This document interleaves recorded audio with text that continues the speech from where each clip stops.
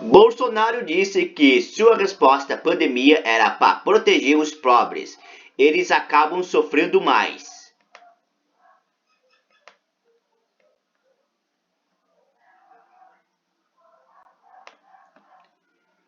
Ainda sem conseguir encarar uma nova vida que continuou com os olhos fechados, a manhã estava fria demais e ainda estava escuro.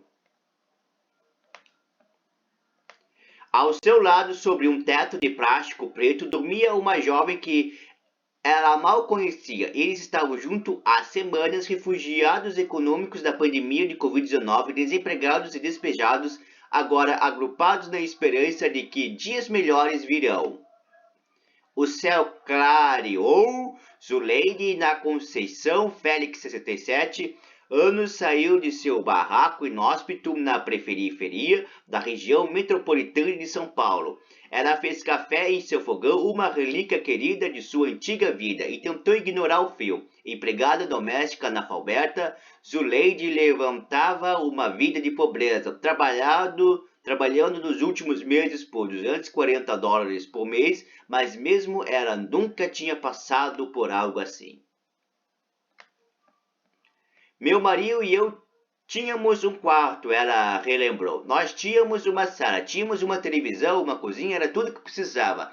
Ela olhou para o chão, agora estamos aqui. Aqui uma coleção de barracos construídos sobre os destroços de uma fábrica falida e isolada do transporte público, sem água encanada ou um supermercado, mas uma ocupação em profusão de extensas comunidades agora são estabelecidas por brasileiros que ficaram sem teto devido a um surto que se recusa a abrandar.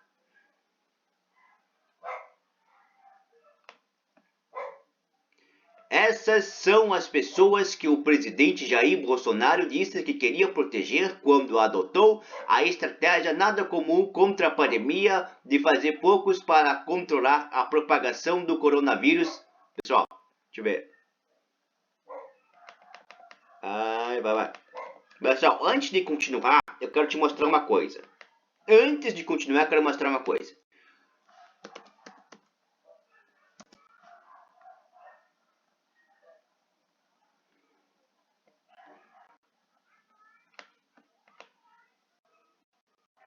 Até que eu fiz aqui, ó. Coronavírus, Covid-19, a tática para aumentar a pobreza.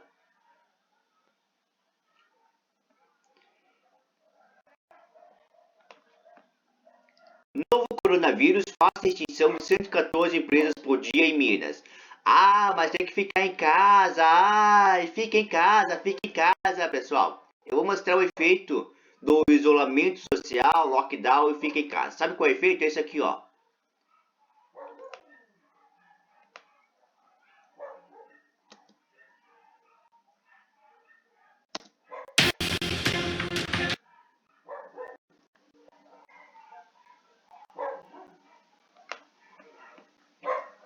Europa vê nascer uma nova pobreza. A crise gerada pela Covid-19 atirou várias famílias europeias de classe média para as estatísticas do desemprego e as filas de instituições de solidariedade. A Euronews foi conhecer 2 casos na Espanha e na Áustria onde novos pobres emergem. Mas é um efeito. Tá bem. Então, sabe o que eu quero que aconteça com você que defende o lockdown, isolamento social, proibir que o comércio abra? Sabe o que eu quero que aconteça com você? Isso aqui, ó. Veja isso daqui. Veja isso daqui e vê se Jair Bolsonaro tem razão. É claro que ele tem razão. Tá, adiante.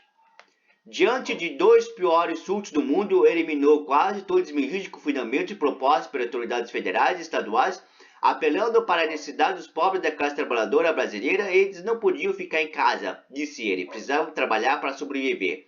Fome mata mais do que o vírus, disse ele em março de 2020. Não adianta fugir disso, fugir da realidade. Mas em vez de ajudar os mais vulneráveis, segundo o economista, a estratégia fatalista de Bolsonaro apenas prolongou a crise e levou mais pessoas à pobreza. Não, Jair Bolsonaro não levou mais pessoas à pobreza. Foi a banda podre dos políticos corruptos que levaram mais pessoas à pobreza,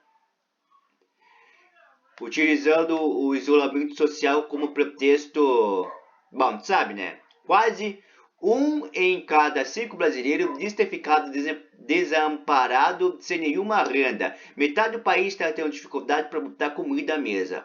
19 milhões dizem estar passando fome. As taxas de desemprego e desigualdade estão em níveis recorde. Depois de o governo reduzir o valor pago pelo programa de auxílio emergencial aos brasileiros mais pobres, o maior número de brasileiros em uma década caiu em extrema pobreza, vivendo com menos de $2 por dia.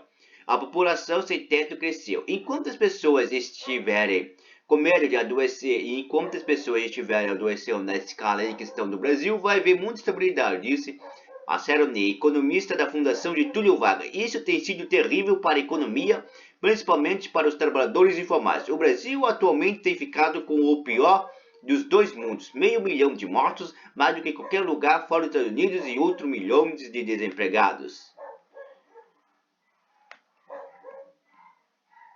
Uma dessas pessoas que ficou sem emprego foi Zuleide. Sua patroa idosa pediu que ela parasse de ir limpar a casa dela depois que o vírus surgiu. A mulher mais velha temia que Zuleide trouxesse a doença dos ônibus lotados que pegava para ir trabalhar. A patroa prometeu ligar para Zuleide quando as coisas melhorassem. Isso foi há 15 meses, as coisas nunca melhoraram. O vírus continuou a se arrastar pelo Brasil e Zuleide, que acabou com todas as suas economias, ficou 3 meses sem pagar aluguel. Foi despesada e agora vive aqui entre o que restou de seus pertences e ainda está esperando aquela ligação. Moradia.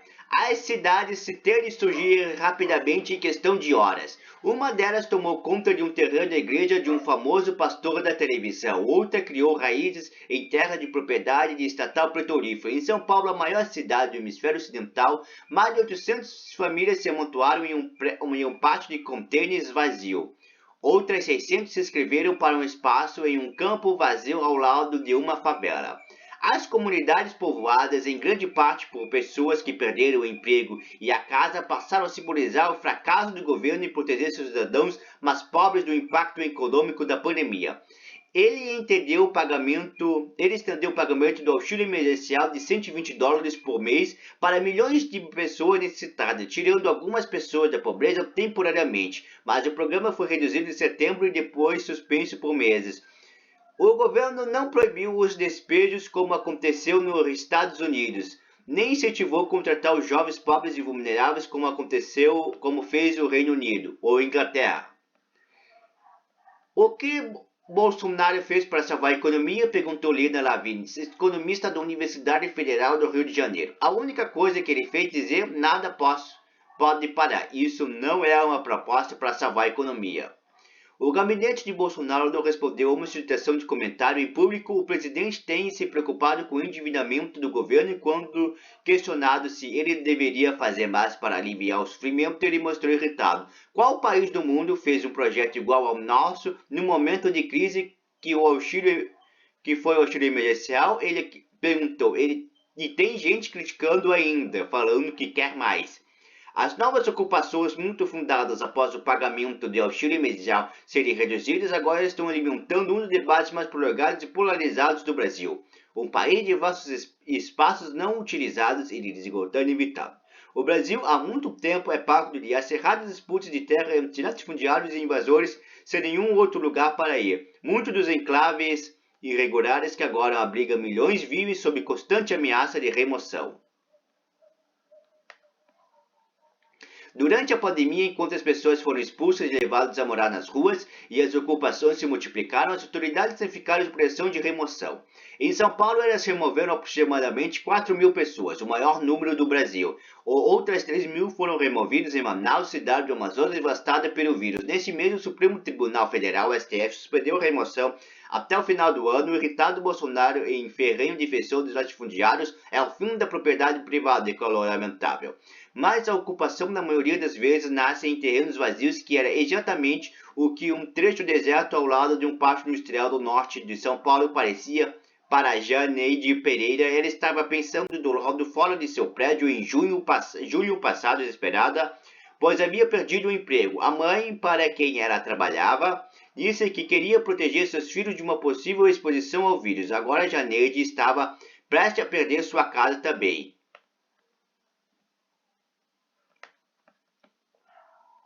Eu não tenho para onde ir, disse. Esse terreno empoeirado onde as pessoas empinam pipas e jogam lixo parece ser a melhor opção. Ela arrastou seus pertences pendurado no lombo do plástico preto, montou uma nova casa para os seus 5 filhos. Em poucas horas ela tinha vizinhos. Ela ocupara todos os cantos do terreno da propriedade do município. Pequena casa de madeira logo se ergueram. Águas encantadas e eletricidade tornaram-se disponíveis para as intervenções em redes próximas. Assim nascia a ocupação de Jardim de Juliette. As pessoas que chegam agora, alguns com ferimentos da vida nas ruas, são com tristeza recusadas. A comunidade está cheia. A liderança da ocupação falam de outro lugar para eles, e a uns 8 quilômetros do norte dali. Lá no terreno arborizado de uma fábrica falida, outra ocupação está se formando. E foi para lá Juleide foi. Água! Água! Avistaram um grito ao longe. Água! Juleide esticou a cabeça e levantou-se. A comunidade tinha ficado sem água na noite anterior. Durante toda a manhã houve medo de que o homem da água da cidade, que estava enchendo sua cisterna de 2.000 litros por debaixo dos panos, tivesse esquecido deles. O marido de Juliette pegou vários baldes vazios e ele entregou para eles, dando risinhos.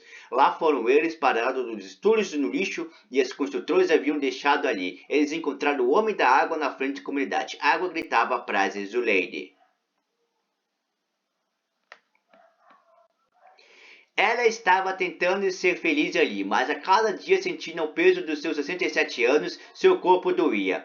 Ela era diabética e tinha incerteza em relação à vida na ocupação. A água podia acabar, as pessoas podiam esquecer de mandar as doações de comida das quais elas dependiam para sobreviver. Um dia chegou uma jovem de família com filho de 3 pequenos, uma família de 250 que agora lota a ocupação e agora estão todos compartilhando seu barraco e uma lâmpada. Fomos despejados, disse Andréia Rodrigues de Oliveira, de 36 anos. A mãe passamos 3 noites dormindo debaixo do toldo de uma loja onde antes ficava sabendo desse lugar. Todos os dias o leite espera. Quando ela estava prestes a perder sua casa, ligou para sua antiga patroa, a mulher, gente muito boa, diz o leite. Comprou para ela um tanque de gasolina e reforçou que entraria em contato enquanto a pandemia passasse. Mas então Zuleide mudou-se para a ocupação, onde o telefone dela não tem sinal e ela percebeu que se a antiga patroa ligasse, ela não teria como saber. Ela chegou à torneira da comunidade e viu água jorrar dos baldes. Ergueu-se fazendo um grunhinho e voltou para o barraco. As coisas iriam melhorar, ela lembrava a si mesma, a pandemia iria passar. A antiga patroa talvez ligava para sua filha, que viria ao seu encontro, e Juleide voltaria a trabalhar. Ela colocou os baldes no chão, olhou para sua nova casa e agradeceu a Deus pelo que o tinha. A água tinha chegado hoje. E olhando para longe e para as famílias ao redor, ela sabia que não estava sozinha. Aproximadamente 400 outras pessoas devem chegar nos próximos dias. Cada dia há mais pessoas, disse ela. Colaborou Heloísa Traiano. Pessoal, esta é a prova de que o coronavírus está criando a pobreza. O coronavírus está criando a pobreza. O coronavírus está criando a tristeza. Tanto é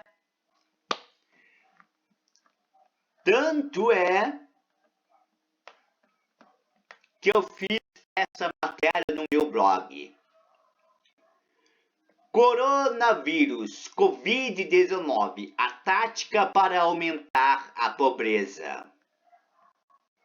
E aqui tem a matéria. Tem texto aqui, ó. Cidadão de bem sendo preso. Tá vendo, ó? Cidadão de bem sendo preso.